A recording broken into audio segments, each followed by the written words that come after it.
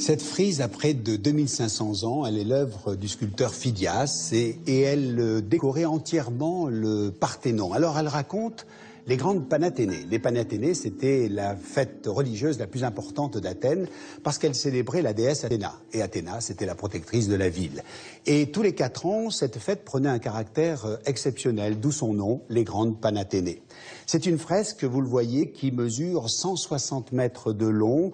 360 personnages y sont sculptés, on y trouve des centaines d'animaux, des chevaux, des bœufs, et elle est entièrement reconstituée à la fois de blocs trouvés ici sur l'acropole et conservés ici en Grèce, et puis des moulages qui proviennent du British Museum et du Louvre. Tout au long du cortège, on retrouve des cavaliers,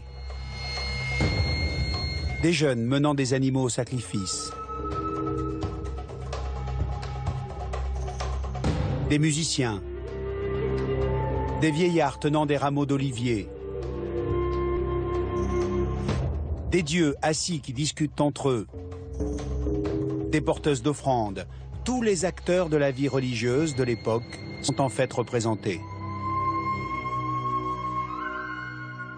Le point culminant de cette cérémonie, c'est cette scène qui vient d'ailleurs terminer la frise et qui se déroulait le dernier jour des Panathénées. C'est la remise du péplos. Alors le péplos, eh bien, c'est un vêtement finement brodé qui venait recouvrir la statue de la déesse Athéna, une statue en bois.